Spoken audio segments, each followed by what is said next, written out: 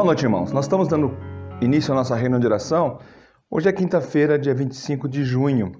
Nós retomamos os cultos presenciais.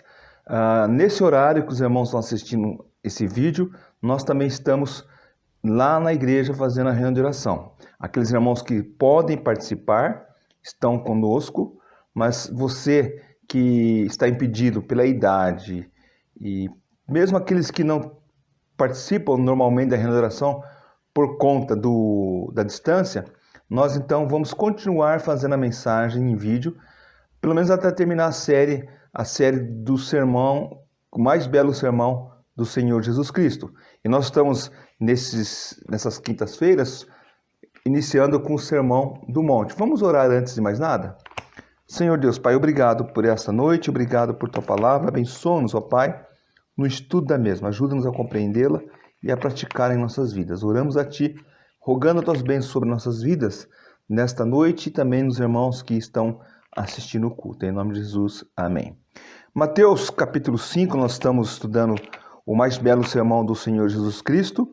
O capítulo 5 de Mateus começa com o Sermão do Monte, e ele então nos diz assim no versículo 10: Bem-aventurados os perseguidos por causa da justiça, porque deles é o reino dos céus. Então hoje nós vamos falar sobre a bem-aventurança aos perseguidos e falar sobre o crente e a perseguição.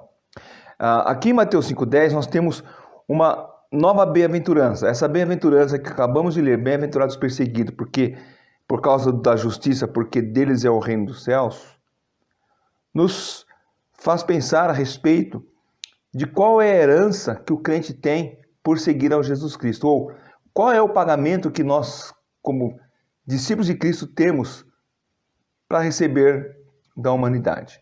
O versículo 10, 11 e 12, eles formam uma espécie de uma conclusão do retrato geral das características do crente. À primeira vista, esta bem-aventurança parece diferenciar das demais bem-aventuranças, porque ela não trata de uma descrição positiva do crente. Pelo contrário, ela é um relato do que acontece com os crentes por praticarem as bem-aventuranças anteriores. É um relato do que provavelmente acontecerá com aqueles que revelam essas características da bem-aventurança. O crente ele é perseguido. Ele é perseguido por ser uma pessoa que tem um comportamento diferente das pessoas deste mundo.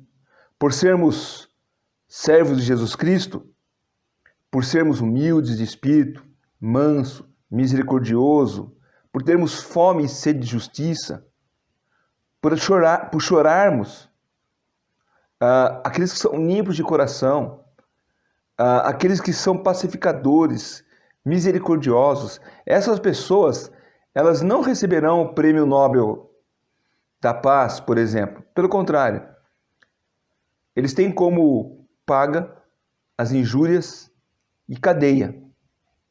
É isso que acontece com você só porque você é crente. Ou seja, ser cristão, verdadeiramente cristão, né, o cristão verdadeiro, aquele que procura e segue os princípios e pratica a palavra do Senhor Jesus Cristo, não vai oferecer nenhum privilégio. Pelo contrário, o privilégio que nós temos é de sofrer por causa do nome do Senhor Jesus Cristo.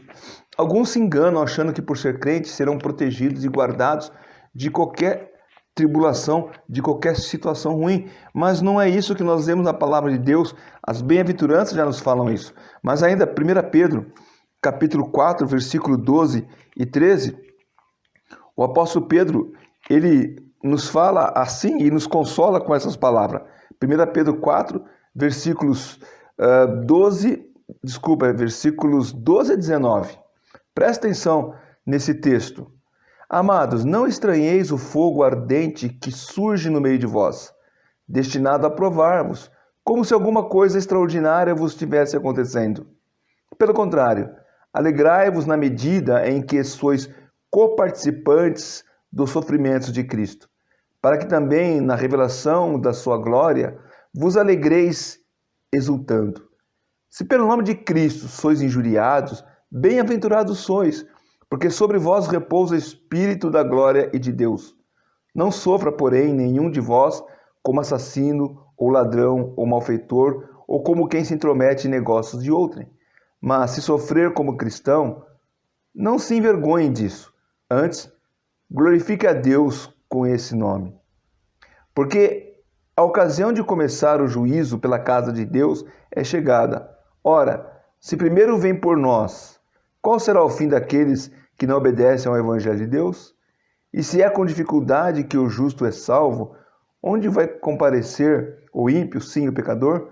Por isso também, os que sofrem segundo a vontade de Deus, encomende a sua alma ao fiel Criador na prática do bem. Então note o apóstolo Pedro falando que aqueles que sofrem por causa de Cristo são bem-aventurados. No versículo 14, o apóstolo Pedro, ele fala isto.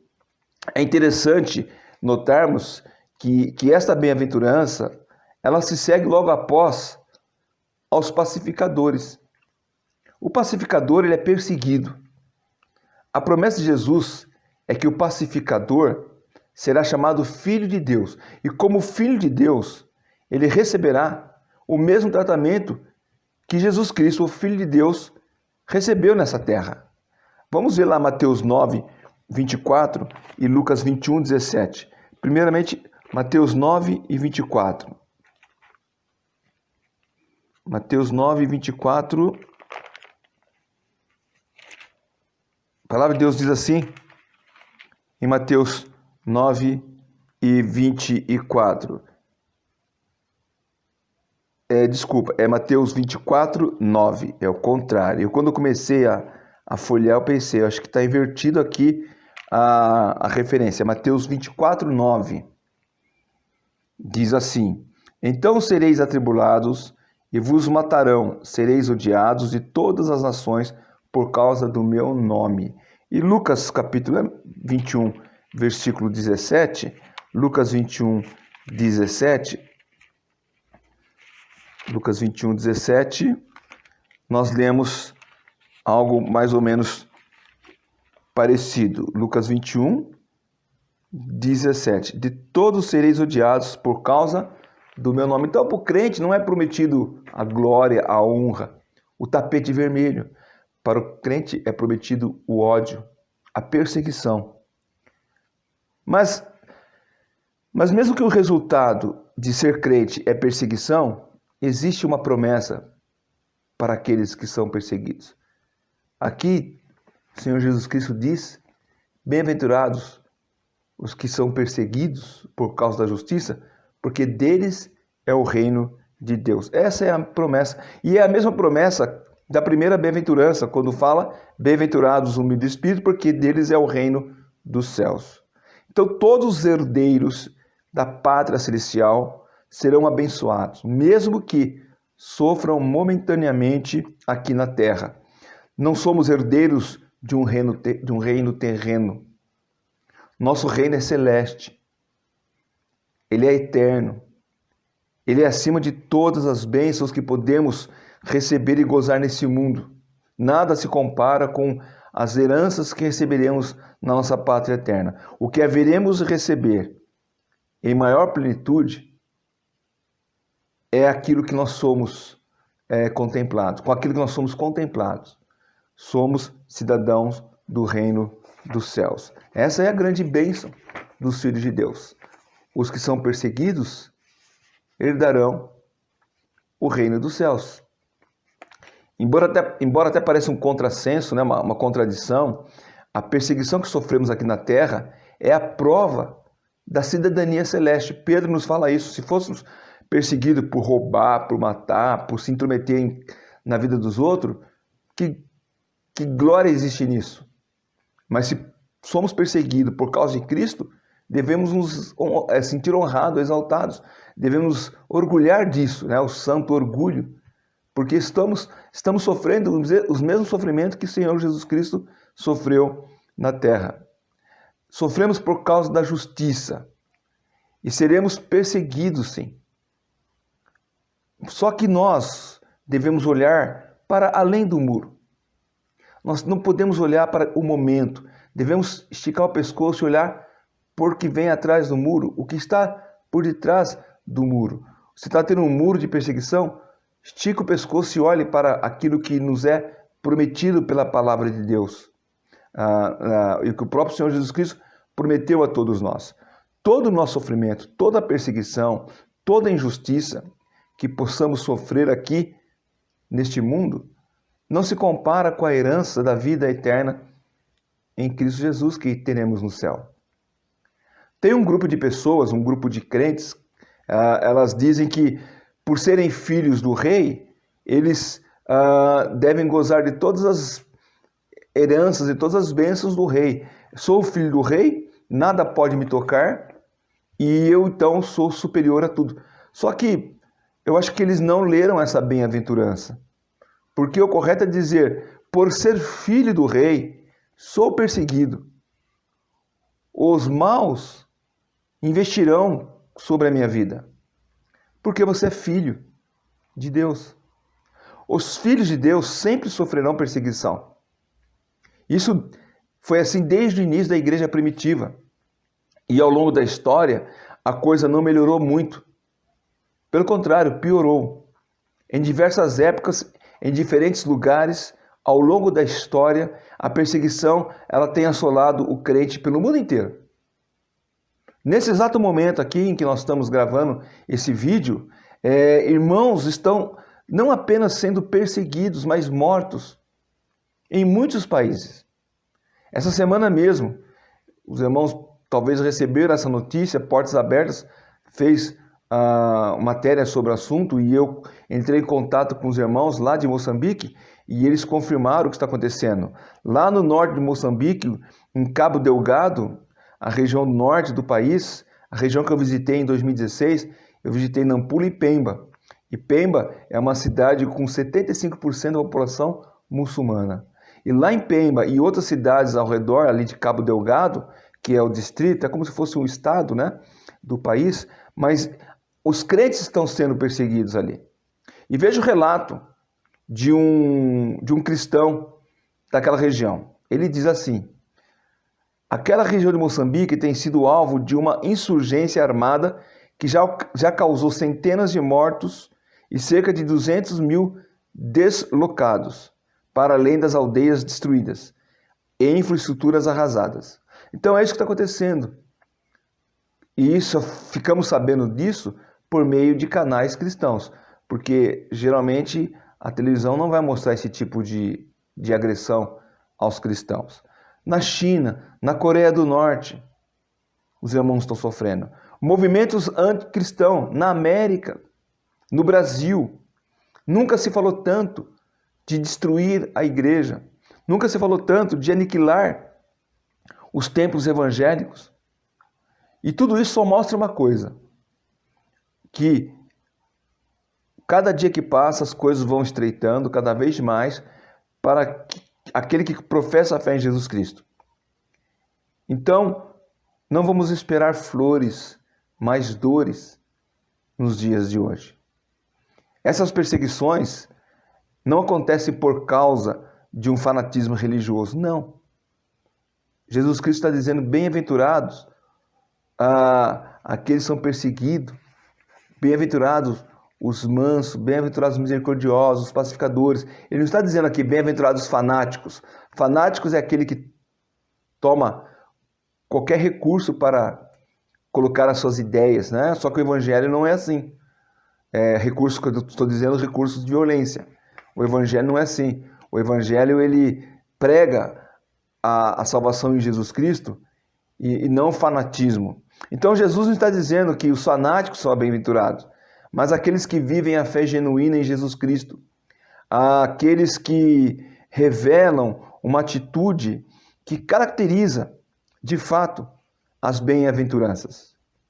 Essa bem-aventurança, ela é a promessa, que é uma promessa específica, né? Essa bem-aventurança e a promessa de que herdaremos o reino de Deus, ela é especificamente dada àqueles que padecem por causa de Cristo.